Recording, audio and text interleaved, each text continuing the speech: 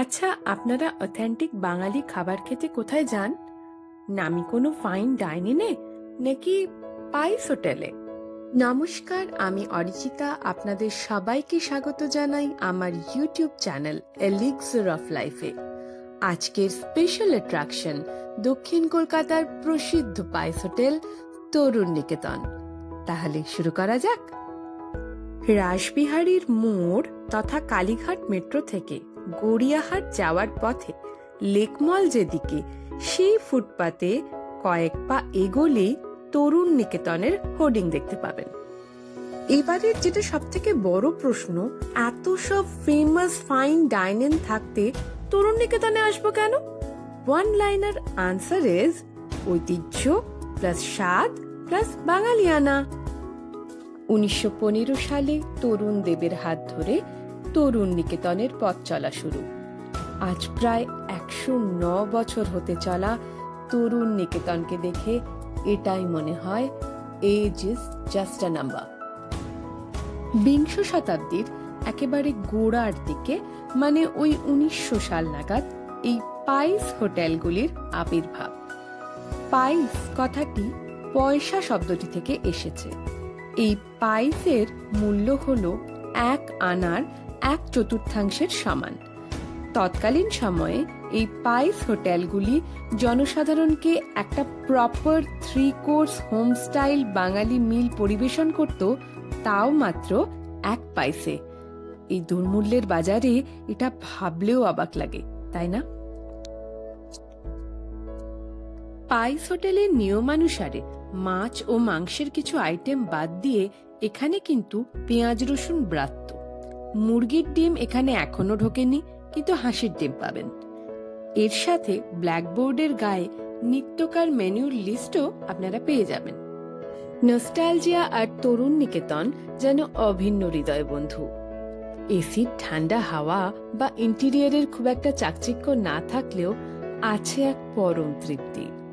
সেটা খাওয়া দাওয়া দিয়ে হোক কিংবা পুরনো স্মৃতি রোমন্থন করায়। আপনারা কি জানেন, বলিউডের বিগ বি মানে অমিতাভ বচ্চন স্যার থেকে হাল আমলের জব উই মেট খ্যাত পরিচালক ইমতিয়াজ আলী এখানে এসেছেন। এছাড়াও টলিউডের খ্যাতনামা শিল্পী থেকে শুরু করে অনেক স্বাধীনতা সংগ্রামীদের পদার্পণ ঘটেছিল তৎকালীন সময়ে। মাছে ভাতে বাঙালি, হ্যাঁ একদম ঠিক। আমাদের পাতে চাই রুই, কাতলা, ট্যাংরা, ভেটকি, বোয়াল, পার্শে, পাবদা, কই, পুঁটি,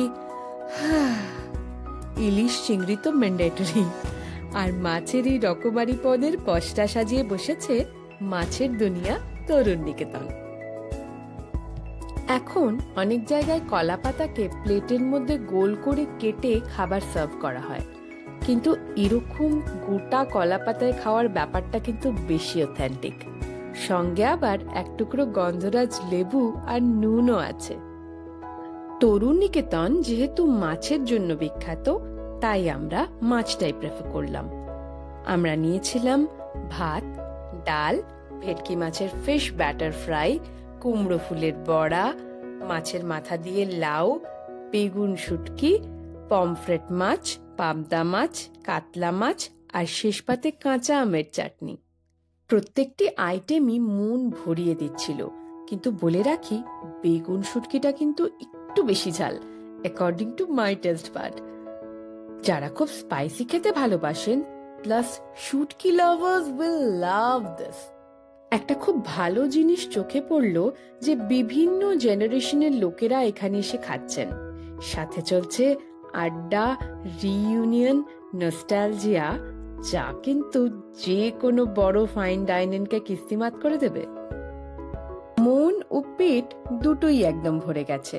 আমাদের বিল হয়েছিল 1924 টাকা। এখনো কিন্তু পুরনো ঐতিহ্য মেনে সাদা খাতায় ছক কেটে হিসেব লেখা হচ্ছে কোন টেবিলে কি কি খাওয়া হলো তার। আমি তো আবার আসবো এখানে। আপনারা কবে আসছেন? নিজেদের প্রিয়জন ও বন্ধু বান্ধবদের সঙ্গে একটা জম্পেশ আড্ডা সহযোগে এখানে লাঞ্চটা কিন্তু একদম মিস করবেন না। আজকের পর্ব এখানেই শেষ। খুব শিগগির দেখা হচ্ছে নতুন পর্বে। আপনাদের যদি আমার এই ভিডিওটি ভালো লেগে থাকে তো অবশ্যই লাইক করুন, শেয়ার করুন with your family and friends, আর সাবস্ক্রাইব করতে কিন্তু একদম ভুলবেন না। সবাই ভালো থাকবেন, সুস্থ থাকবেন। বাই।